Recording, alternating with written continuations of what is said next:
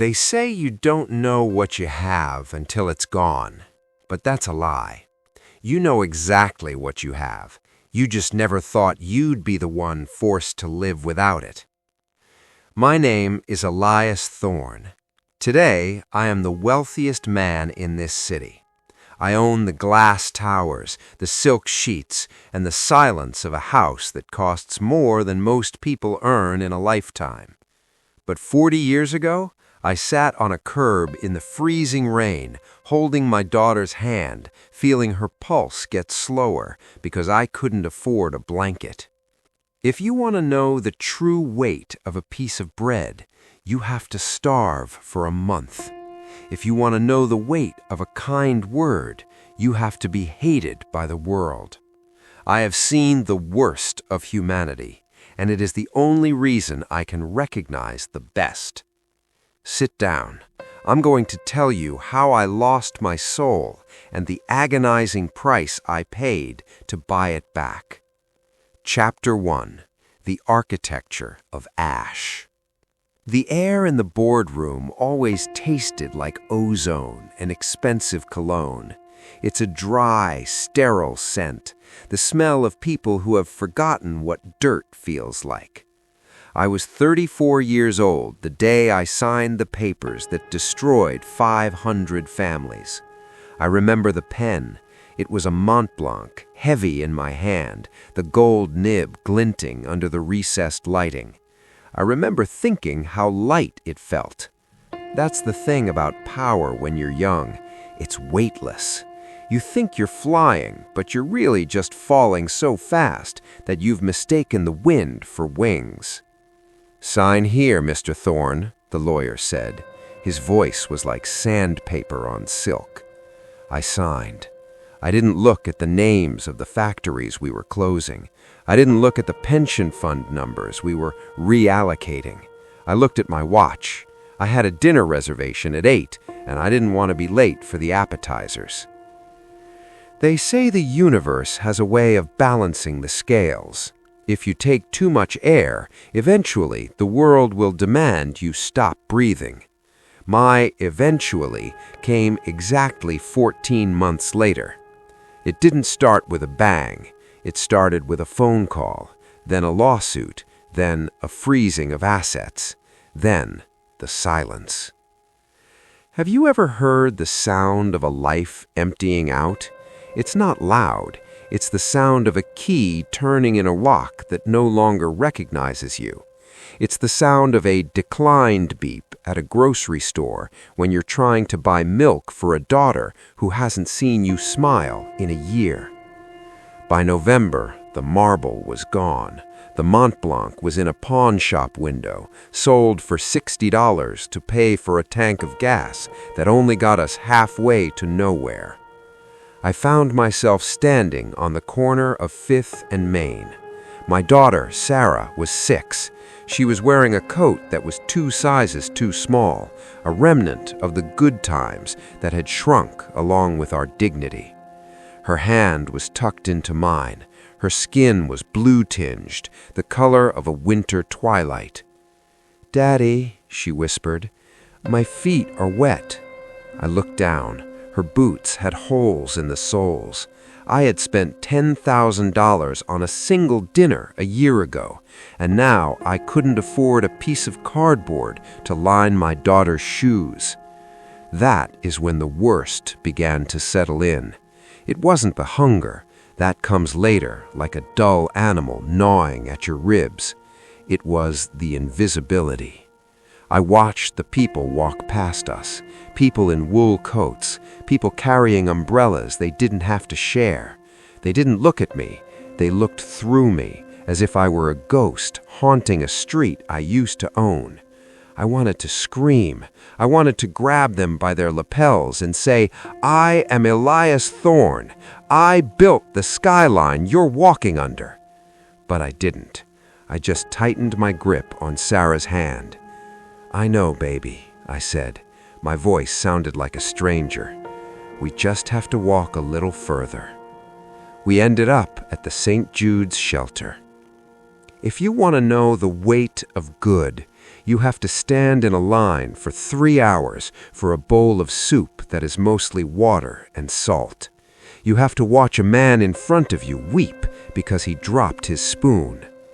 The shelter smelled of wet wool, floor wax, and the low-frequency hum of collective defeat. We were assigned a cot, one cot, for both of us. I stayed awake that first night.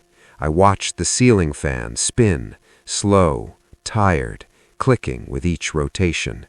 I looked at Sarah, asleep in the crook of my arm. She was shivering, even in her sleep. I realized then that I had spent 34 years measuring my life in decimals and percentages. I thought a good day was a green number on a screen. I thought value was something you traded on an exchange.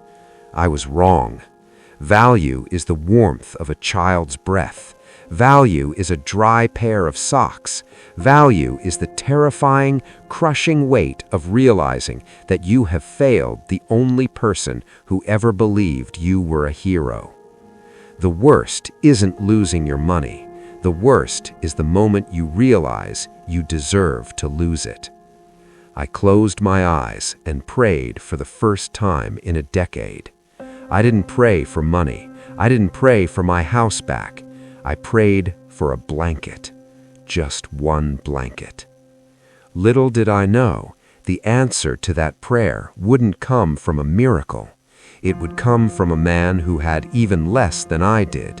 And that was the moment the scales began to tip. That was the moment I started to learn what good actually weighs. Chapter 2: The Coin of Compassion. Sleep in a shelter isn't really sleep. It's a shallow truce between exhaustion and hypervigilance. Every time a door slammed or a heavy footfall echoed on the linoleum, my eyes would snap open, my arm tightening instinctively around Sarah. By 5 a.m., the lights flickered on, harsh, fluorescent tubes that hummed with a sickly yellow glare. "Everyone up! Out in 30 minutes!" a voice boomed. It was a security guard with a face like a crumpled paper bag. He wasn't mean, he was just exhausted. In a place like this, kindness is a luxury that costs more energy than most people have to give. I sat up, my bones aching from the thin mattress. Sarah rubbed her eyes, her hair a chaotic nest of blonde tangles. She didn't complain. That was the most heartbreaking part. She had stopped asking when we were going home. Kids are resilient, people say. I think resilient is just a word adults use to feel better about the scars they leave on their children. We stood in the morning air, the city waking up around us. The contrast was a physical blow. Businessmen in tailored overcoats hurried past, clutching steaming cups of coffee that cost more than our breakfast. I watched the steam rise from their cups. To them, it was just caffeine. To me, it was a holy relic of a life I no longer possessed. "I'm hungry, Daddy," Sarah whispered. I checked my pocket. $4.22. That was the total net worth of Elias Thorne. I had a choice, a bus pass to get to a potential labor gig across town, or 2 cheap breakfast sandwiches. If I bought the food, we stayed stranded. If I bought the pass, she stayed hungry. I was staring at the coins in my palm, my vision blurring with a mixture of rage and shame, when a man leaned against the brick wall next to me. He was older, his skin the color of mahogany, mapped with deep lines that looked like a history of every storm he'd ever survived. He wore a high-visibility vest over a coat held together by silver duct tape. "Don't stare at it too hard," he said, his voice a deep, gravelly baritone. "Money's like a shadow. The more you chase it, the faster it runs. You gotta walk toward the light, and it'll follow you on its own."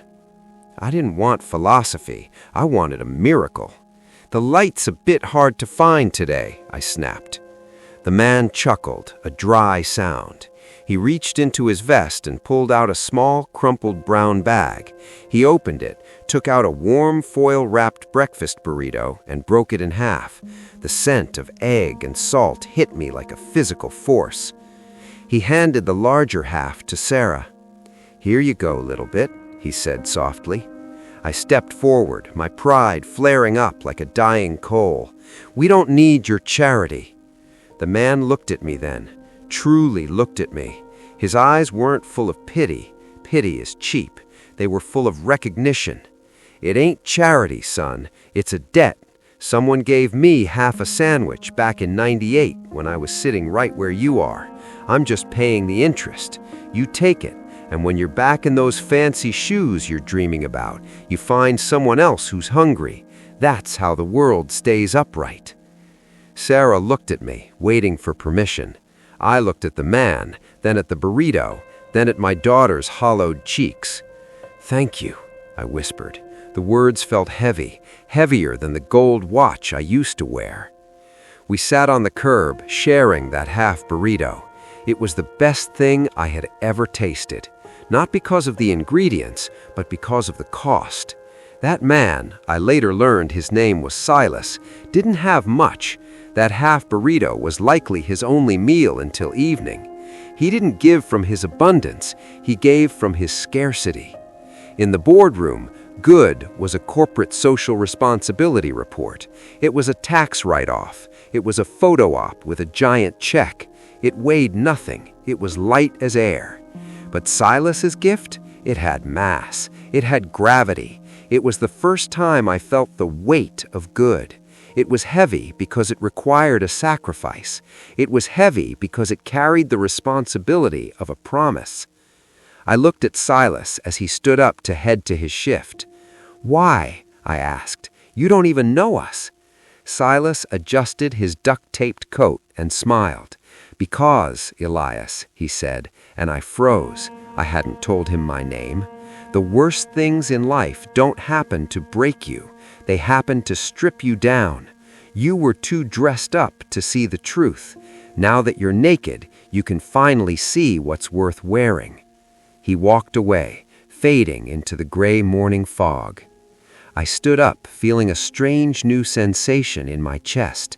It wasn't hope, not yet. It was a sense of duty. I took the $4.22 and I didn't buy the bus pass. I walked. I walked 6 miles to the labor site, carrying Sarah on my shoulders when her legs gave out. Every step hurt. Every muscle screamed. But for the first time in my life, I wasn't running away from my shadow. I was walking toward the light. Chapter 3. The Ghost of Fifth Avenue. Humility isn't a state of mind, it's a physical sensation. It's the way your lower back screams after 8 hours of hauling drywall. It's the way the lye in the industrial soap eats at the cracks in your cuticles. I was day laborer number 42. To the site foreman, I wasn't Elias Thorne, the man who once negotiated a 9-figure merger in a single afternoon.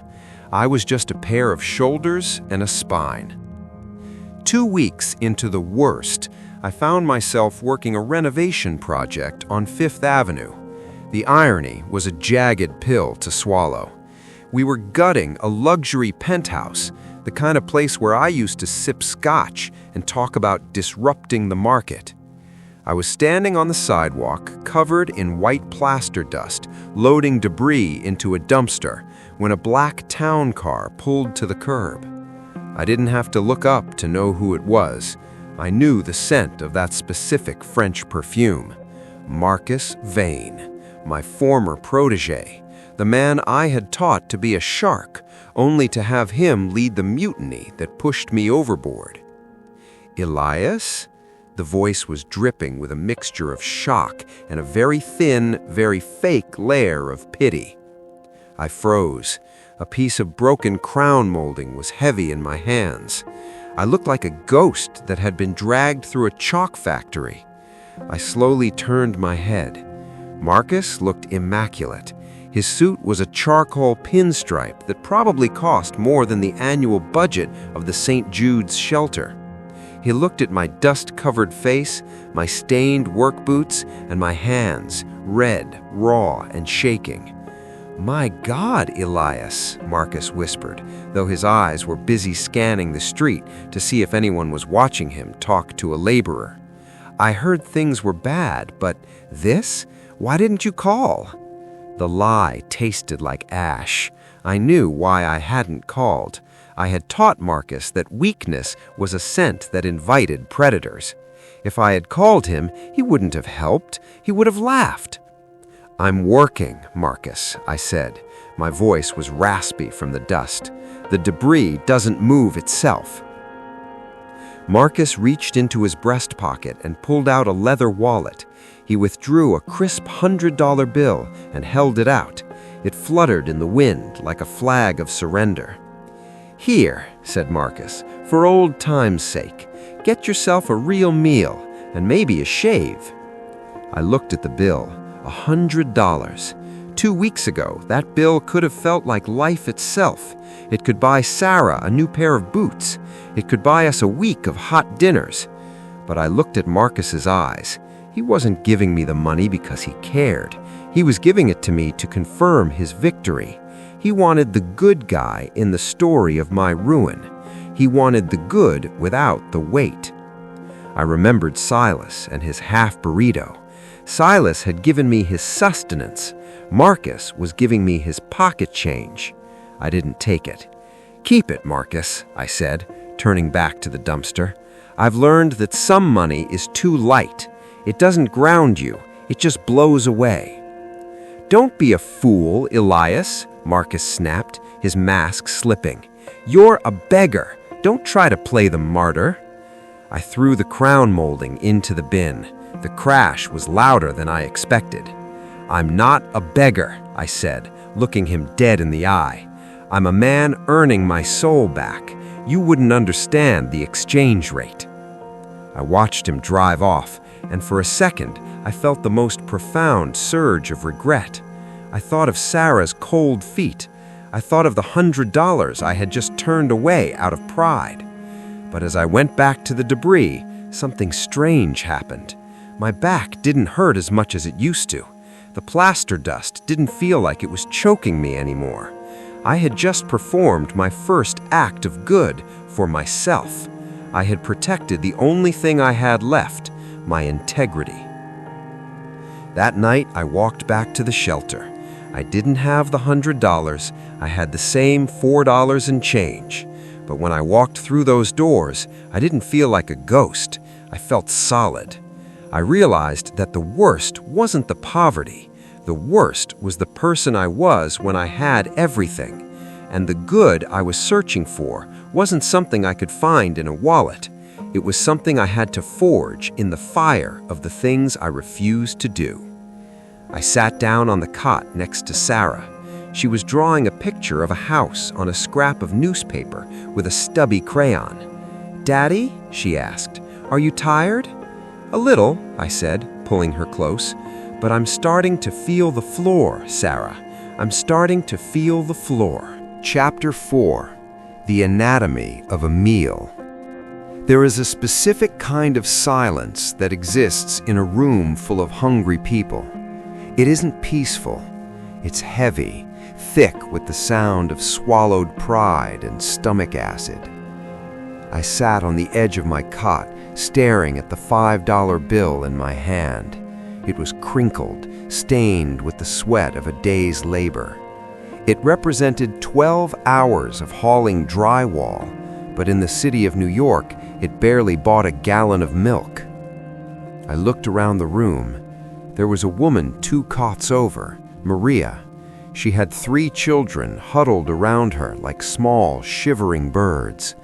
They had missed the dinner cutoff because the subway had stalled. I saw her opening a single, small bag of generic crackers, trying to divide them into 3 equal piles. Her hands were shaking. I thought of Marcus and his $100 bill. I thought of the scotch I used to drink that cost $500 a bottle. The worst teaches you a new kind of math. You stop calculating in thousands and start calculating in lives. "Sarah," I whispered, "stay here." I walked 2 blocks to a corner bodega. I didn't look at the sandwiches or the snacks. I went to the back.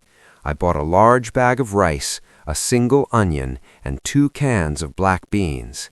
It took every cent I had earned that day.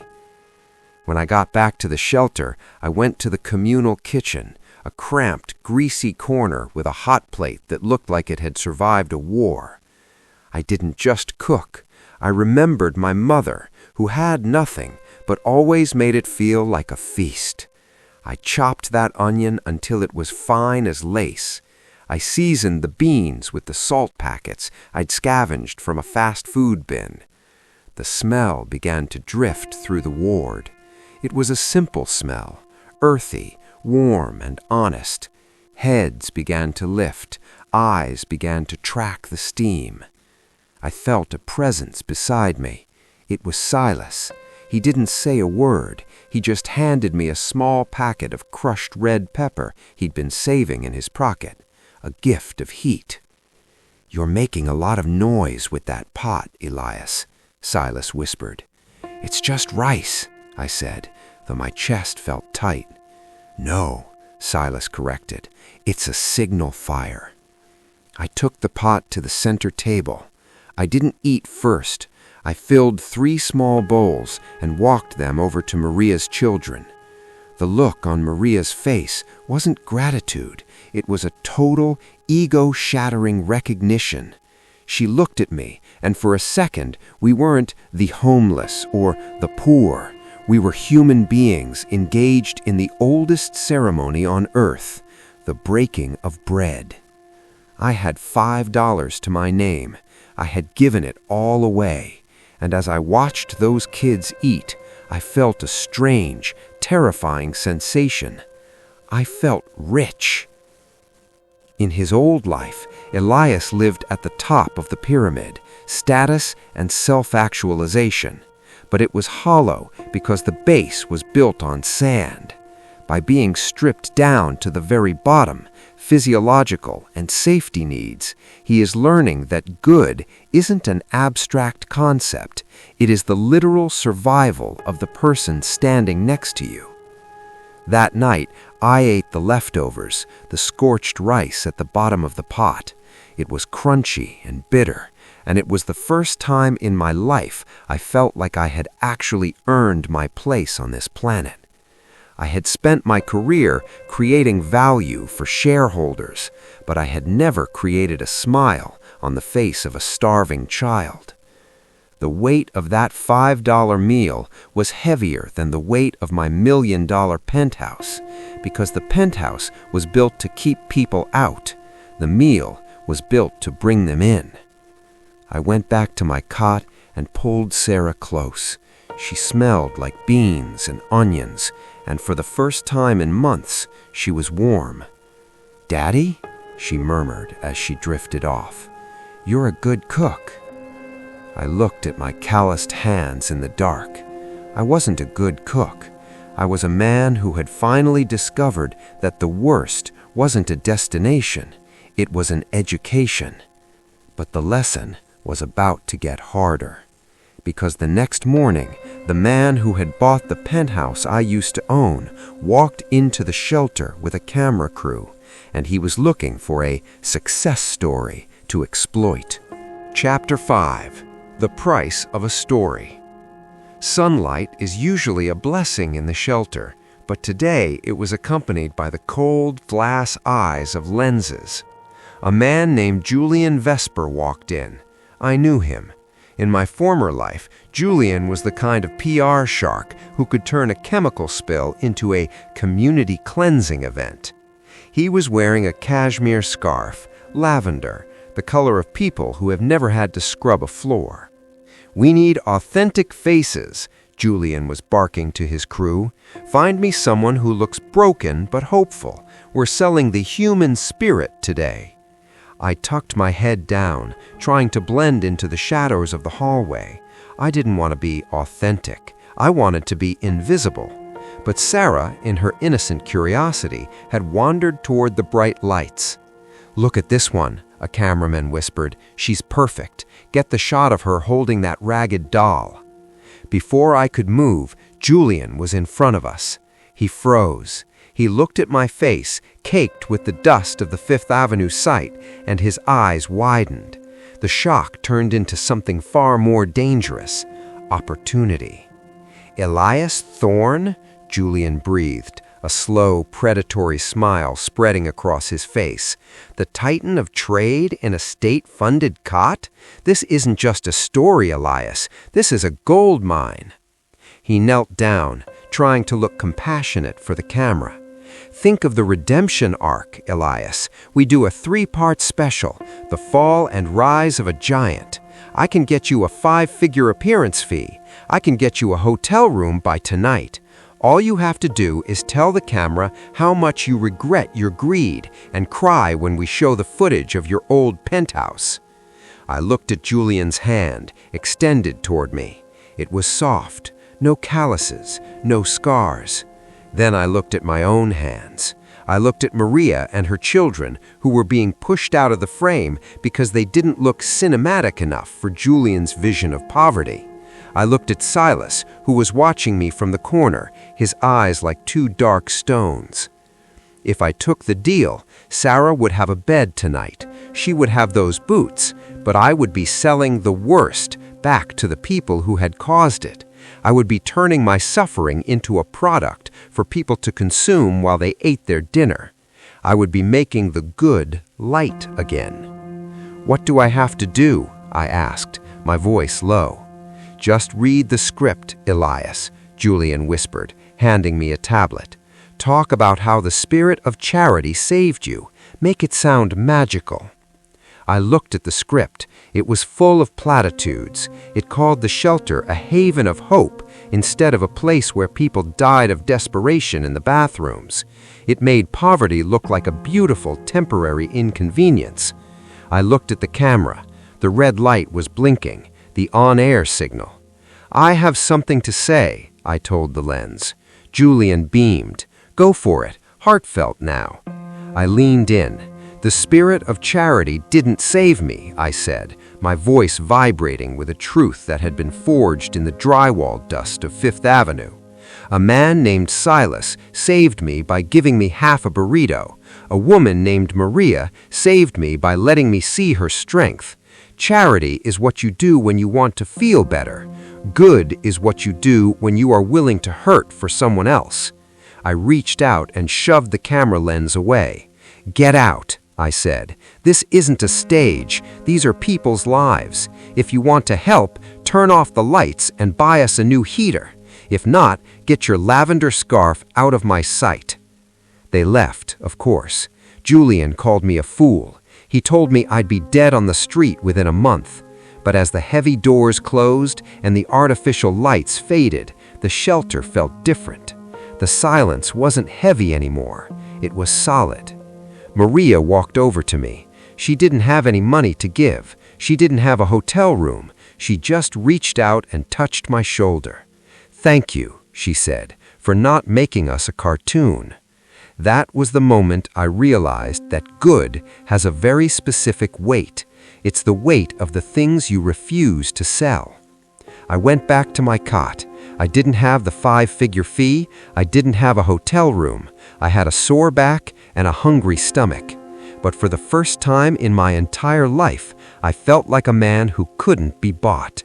And that wealth, Marcus Vane and Julian Vesper would never, ever understand. Chapter 6. The First Brick. Integrity is a fine thing to have, but it doesn't fix a leaking pipe or keep the frost from creeping under the doorframe. After I kicked Julian Vesper and his cameras out, the high of my moral victory lasted exactly 3 hours. Then the sun went down and the temperature in the ward dropped to 42 degrees. The shelter was a tomb of wasted potential. The city gave it enough money to keep the doors open, but never enough to make it a home. I looked at the walls, peeling paint, black mold blooming in the corners like dark flowers, and a radiator that clanked and hissed but offered no heat. I looked at Silas. He was huddled in his duct-tape coat, his breath hitching in his chest. A man who had given everything he had to the world was being left to freeze in its shadow. "Silas," I said, standing up, "where do they keep the tools?" He looked at me with one weary eye. "Tools? Boy, the only tool they got here is a mop and a prayer. Why?" "Because," I said, looking at the radiator, "I spent 10 years building skyscrapers. I think I can handle a steam valve."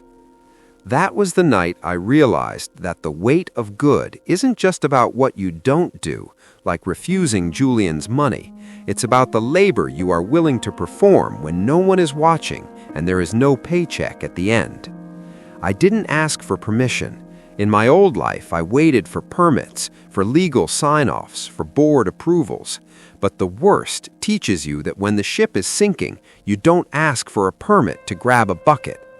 I found a rusty pipe wrench and a bucket of discarded joint compound. I spent the next 6 hours on my knees. The radiator didn't just need a part, it needed to be bled. It needed someone to care about the air trapped inside it. As the first wave of real heat began to radiate from the iron fins, I didn't stop.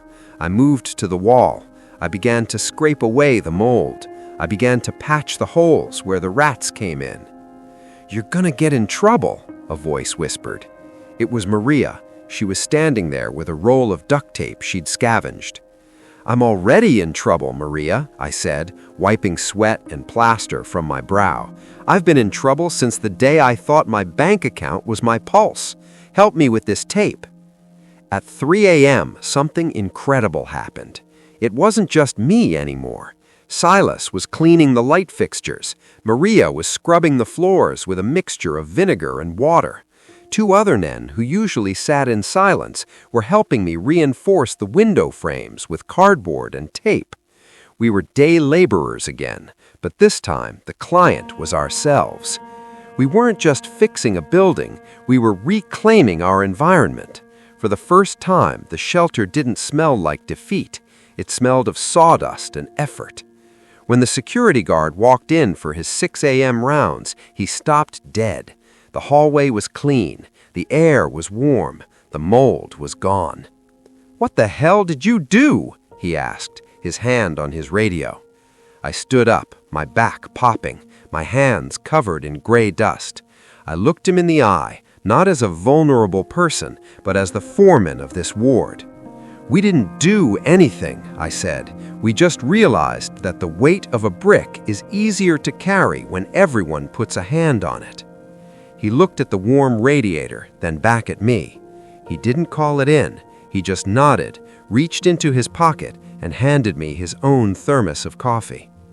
"The boiler in the basement is worse. I'll leave the door unlocked tonight." That was the first brick of my new life. It wasn't made of gold or marble. It was made of grit and the refusal to live in a world that stayed broken. I was becoming a builder again. But this time, I wasn't building for the view. I was building for the warmth. Chapter 7. The Foundation of the Future. You can fix a pipe without a permit, but you can't fix a system without a fight. Word of the renovated ward had spread. It wasn't the kind of news the city liked. It made them look negligent. It made the bureaucracy look slow. But more importantly, it caught the eye of the man who now held the deed to my old life, Marcus Vane. I stood in a small, cramped hearing room at the Department of Buildings. I wasn't wearing a charcoal suit. I was wearing a clean but frayed flannel shirt and work boots that had seen more of the city's underbelly than a subway rat. Across from me sat 3 city officials and Marcus. He wasn't there officially, of course. He was there as a concerned citizen and real estate consultant. He looked at me with a smirk that was as sharp as a razor. "Mr. Thorne," the lead official began, tapping a file, We have reports of unauthorized structural modifications, electrical tampering, and plumbing bypasses at the St. Jude's facility. Do you realize that by fixing that radiator, you violated 12 fire codes? I realize, I said, standing tall, that by not fixing it, you were violating the basic human right to not freeze to death in your sleep. Marcus leaned forward, his voice a calculated purr. Elias, always the ego. You think you're above the law just because you have a wrench? This isn't a boardroom. These codes exist for safety. What happens if your amateur repairs cause a fire? You're not a hero, you're a liability. He was using the same logic I used to use. He was using safety as a weapon to maintain control. I looked at the officials. I didn't see bureaucrats. I saw people who were afraid of their own shadows. I have a list, I said, pulling a crumpled piece of paper from my pocket. It's not a list of codes, it's a list of names. It's Maria, who hasn't had a cough since the radiator started working. It's Silas, who can finally feel his fingers in the morning. It's 22 veterans who no longer have to sleep in their coats. I stepped toward the table. You want to talk about safety? Safety isn't a line in a handbook. Safety is the warmth in a child's bed. If you want to find me, find me. If you want to jail me, jail me. But if you shut down that heat, you aren't protecting people. You're killing them with paperwork. The room went silent. I could see the lead official's hand tremble slightly. Marcus's smirk flickered. He hadn't expected me to stop caring about the consequences. That was my new superpower. When you have nothing left to lose, you are finally free to do what is right. The door to the hearing room swung open. It wasn't more lawyers. It was Silas. It was Maria. It was the security guard from the shelter. They were standing there, not with signs or slogans, but with their presence. They were the weight I had been carrying. "We're with him," Silas said. His voice wasn't gravelly today. It was iron. Marcus Vane tried to speak, but the official silenced him with a raised hand. The optics had shifted. This wasn't a liability anymore. It was a movement. The city didn't fine me. They didn't jail me. They did something much more terrifying. They put me in charge of the facility maintenance task force for the district. No pay, just the responsibility. As we walked out of that building, Marcus caught me by the arm. "You're a fool, Elias," he hissed. "You're working for free for people who will forget your name by next Tuesday. You could have had your life back. You could have been a titan again." I looked at my hand on the door handle, the same door I used to walk through to collect tax breaks. Then I looked at Sarah, who was waiting for me on the sidewalk, holding Maria's hand. "I am a titan, Marcus," I said softly. "I'm just building something you can't see from your penthouse." "And what's that?" he sneered. "A world where the good finally outweighs the worst." Chapter 8. The Weight of Legacy. 10 years is a long time in the world of men, but a blink in the world of stone. I was no longer the titan of trade, nor was I the day laborer of Fifth Avenue. To the city, I had become something they didn't have a spreadsheet for. A founder, not of a company, but of a sanctuary. The St. Jude's facility wasn't just a shelter anymore. It was a campus. We had the Silas workshop for trades, the Maria kitchen for nutrition, and a roof that didn't just keep the rain out, it gathered the sun to power the lights. I stood in the center of the courtyard, leaning slightly on a cane. My back, the one that had hauled drywall for Marcus Vane's penthouse, finally had a few things to say about the miles I'd put on it. I looked at my hands. They were mapped with scars and permanent stains of grease and soil. They were the hands of a man who had spent a decade building things that weren't meant to be sold. "Mr. Thorne?" I turned. A young man stood there, perhaps 25.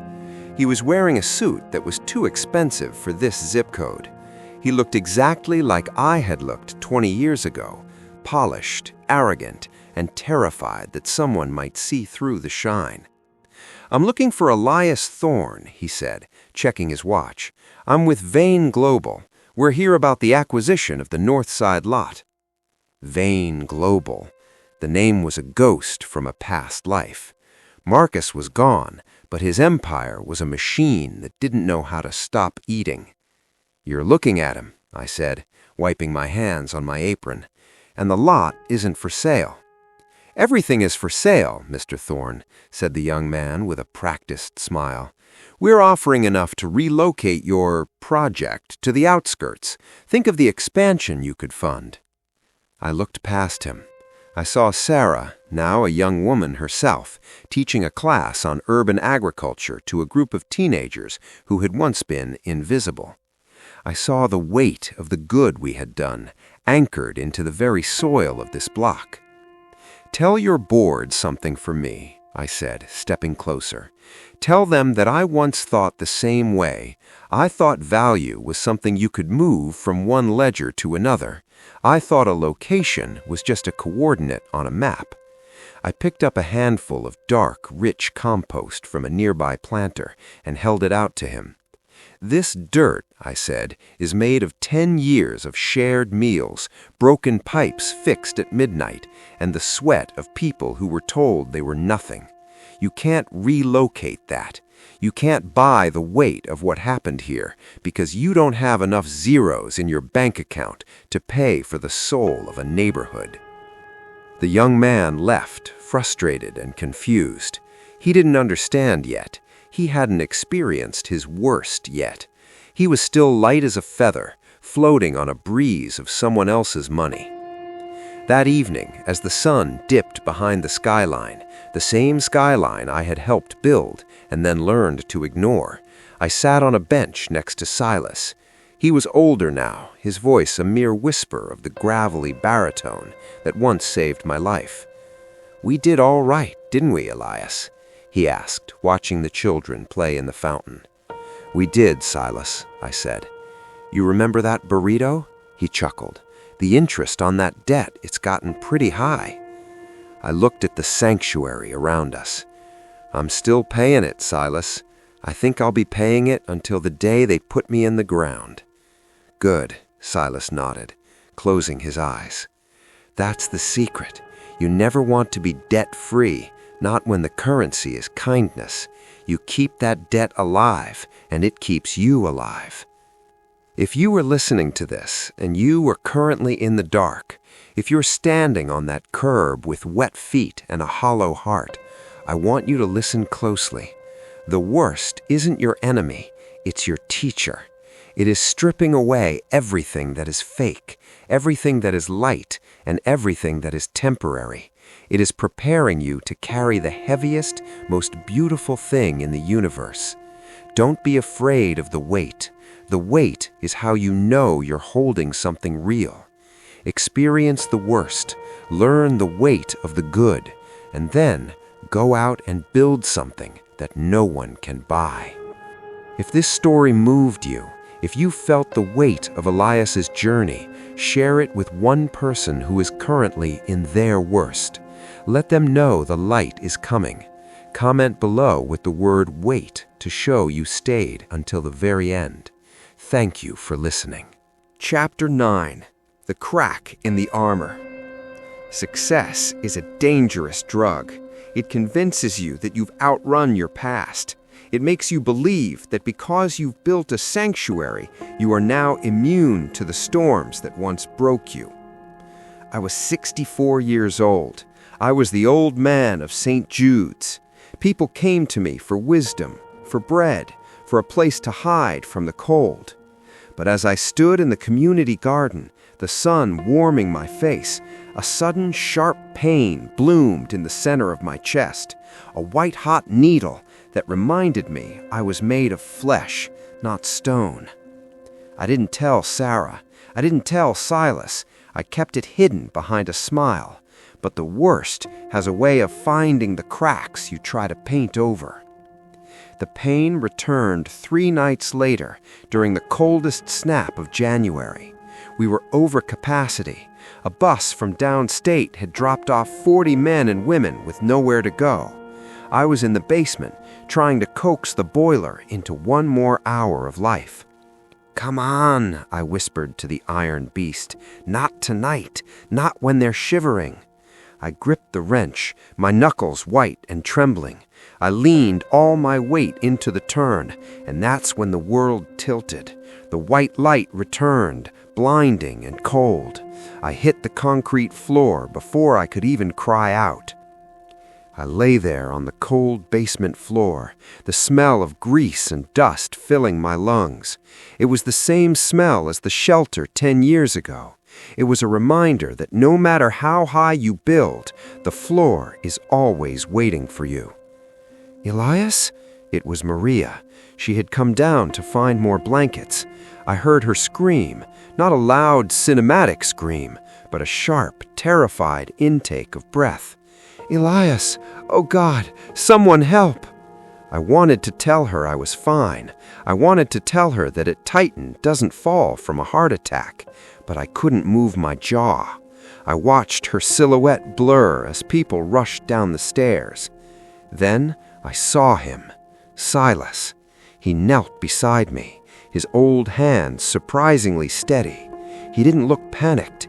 He looked at me with the same recognition he had on the street a decade ago. "You're fighting the weight again, aren't you, boy?" Silas whispered. He leaned in close, his voice cutting through the fog. "Listen to me," Silas said, his grip tightening on my shoulder. "The good isn't a building. It isn't a radiator. It's the strength of the people you taught to carry it. You did your job, Elias. Now you gotta let us do ours." As they loaded me onto the stretcher, I saw my daughter, Sarah. She wasn't weeping. She was directing the crowd. She was telling the new arrivals where to go. She was holding the wrench I had dropped. In that moment of absolute vulnerability, I felt a new kind of weight. For 10 years, I thought the weight of good was the responsibility to lead. I thought it was the burden of the builder. I was wrong. The heaviest, most profound weight of good is the grace of stepping back. It's the weight of trusting that the world you built can survive without you. I closed my eyes as the ambulance doors slammed shut. I didn't know if I would see the sanctuary again. I didn't know if my heart had another 10,000 beats left in it. But for the first time in 20 years, I wasn't afraid. I had survived the worst of poverty, the worst of greed, and now I was facing the worst of mortality. And as the siren wailed, I realized that the good was finally heavy enough to stay down without me holding it. Chapter 10. The Silent Watch. There is no silence quite as loud as the silence of a hospital bed. When the world stops moving at your command, you realize how much of your life was just noise. I lay there, draped in a thin gown, tethered to a machine that counted the very thing I had always taken for granted: time. My chest felt like it had been crushed by one of my own construction cranes, but the physical pain was nothing compared to the phantom itch of work left undone.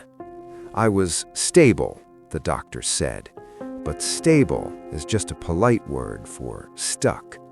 On the second night, the door to my room didn't open with the soft tread of a nurse. It opened with the heavy, purposeful stride of a man who owned the floor he walked on. Marcus Vane. He didn't bring flowers. He didn't bring a card. He brought a leather briefcase and a scent of cologne that felt like an insult to the smell of antiseptic. He stood at the foot of my bed, looking down at me not with pity, but with a cold, analytical curiosity, like a scientist watching a dying flame. "You look small, Elias," Marcus said. His voice was hushed, but it carried the weight of a gavel. "All that heavy lifting, All that good you were carrying, it finally broke the vessel, didn't it? I tried to speak, but my throat felt like it was lined with glass.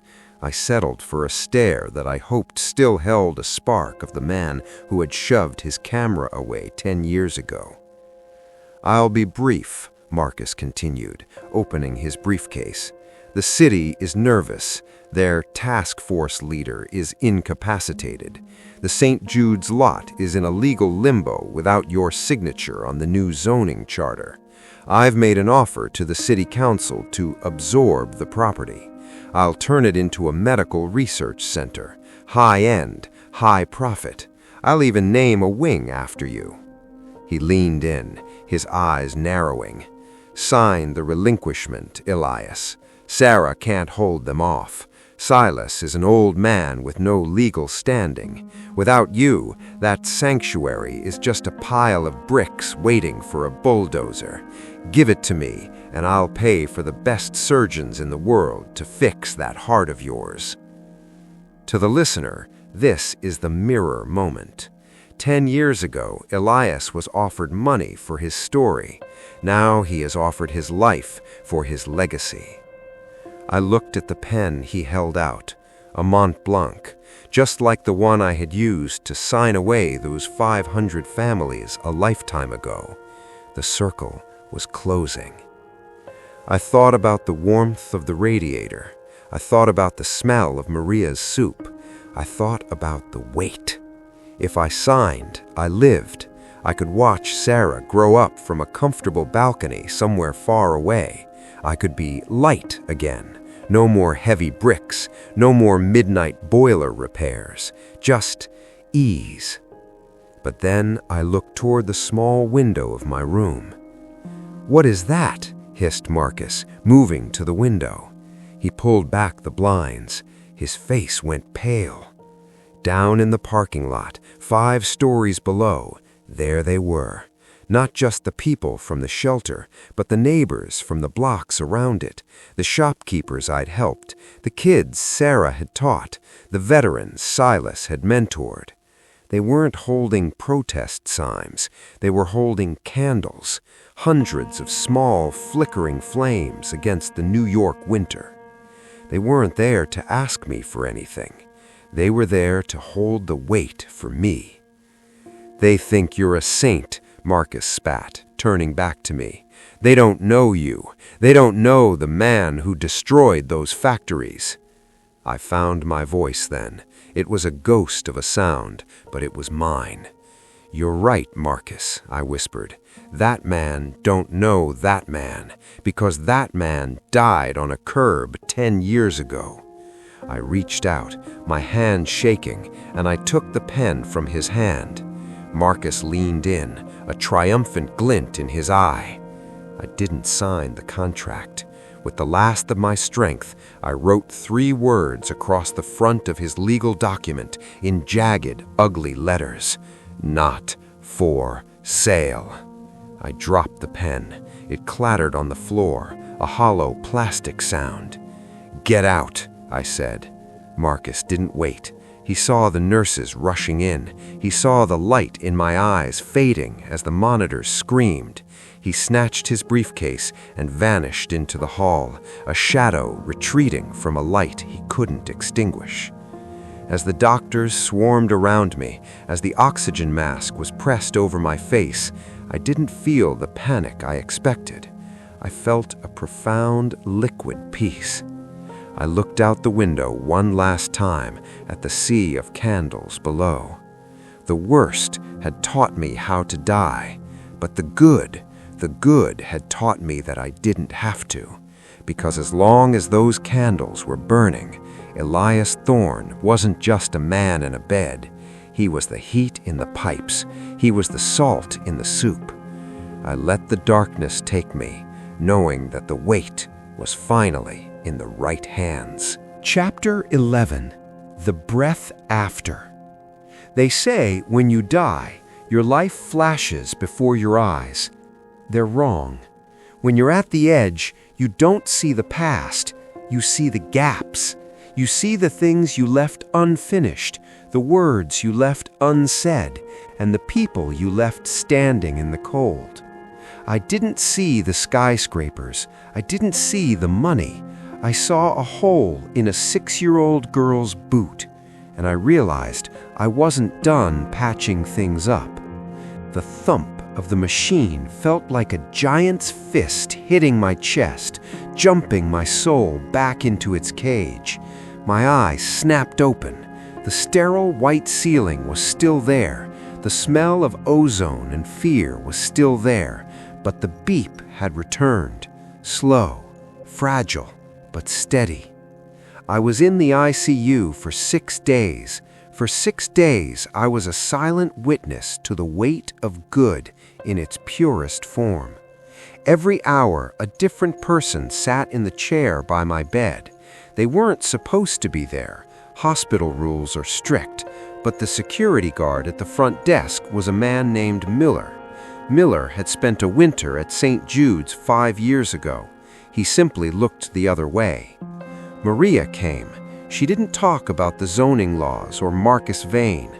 She sat and knitted a blanket, the rhythmic click of her needles sounding like a second heart. Silas came. He didn't say a word. He just placed his hand on my foot, the only part of me not covered in tubes, and stayed there for 4 hours, grounding me to the earth. But it was Sarah who brought the news.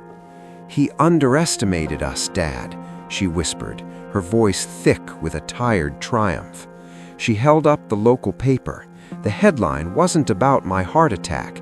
It was about the candlelight vigil at St. Jude's. The image of those hundreds of flames had gone viral. It had reached the city council, the mayor, and more importantly, the investors of Vane Global. In the age of information, optics are the only currency that rivals gold. Marcus had tried to buy a medical center. Instead, he had bought a PR nightmare.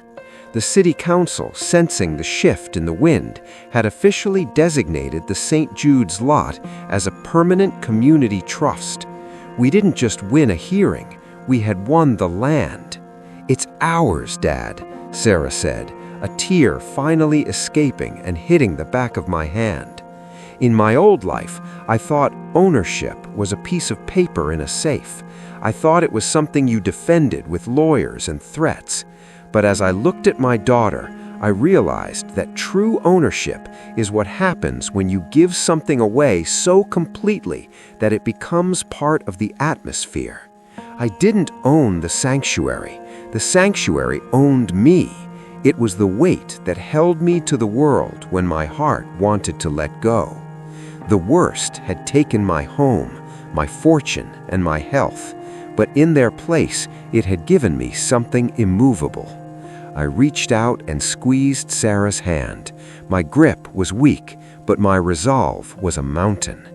"What now?" I croaked. Sarah smiled, wiping her eyes.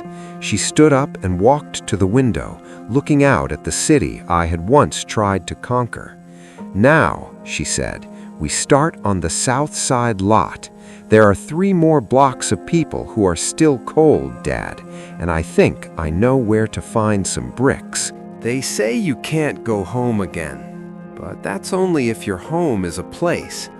If your home is a purpose, you never really leave it. 6 weeks after my heart decided to stop and restart, I returned to the sanctuary.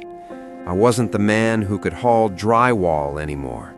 I was thinner, my skin like parchment, and I moved with the careful deliberation of a clock with a worn mainspring. But as I stood at the gates, I didn't see the crumbling brick and the despair I had found 10 years ago. I saw a machine of human kindness, humming with a life of its own. The master builder isn't the one who lays the most bricks. It's the one who creates a blueprint that others want to follow. I looked at the courtyard. There was a new wing under construction. I saw young men and women, some I recognized from the shelter, others from the neighborhood, working together. They weren't just building a wall. They were teaching each other how to measure, how to level, how to endure. I felt a hand on my shoulder. It was Silas. He looked older, if that was even possible, but his eyes were bright. "The pipes are holding, Elias," he said, his voice a soft rasp. "And the soup is hot. You can sit down now. The weight is distributed." We sat on the bench, the one we had shared 1,000 times. I looked at the city skyline in the distance. The glass towers of my old life were still there, glinting like cold diamonds in the setting sun. They looked fragile to me now. They looked like they could be shattered by a single bad quarter or a shift in the wind. But here, the good had a physical weight. You could feel it in the handshake of a man who had just found his first job. You could feel it in the laughter of the children playing in the garden. You could feel it in the silence of a room where no one was afraid of the dark. My name is Elias Thorne. I once owned everything and possessed nothing. I once sat on a curb in the freezing rain and thought the world had ended. I was wrong. The world was just beginning. If you are listening to this and you are tired, if you are carrying a burden that feels like it will break you, I want you to remember one thing. The worst is not a pit. It is a foundation. It is the only place where you can find the materials to build something that actually lasts. I looked at Sarah, who was standing at the center of the new construction, a blueprint in her hands and a smudge of dirt on her cheek. She looked like a titan, a real one. I closed my eyes and let the sun warm my face. I had lived through the worst, and I had learned the weight of the good. And now, as the shadows grew long, I realized that the weight wasn't a burden at all. It was an anchor. It was what kept us from drifting away. Thank you for walking this road with me. This story doesn't end here because good never stops growing. If you found a piece of yourself in these chapters, carry it with you. Be the heat in someone's pipes. Be the salt in their soup. And never, ever be afraid of the weight. Goodbye for now, but remember, the blueprint is in your hands.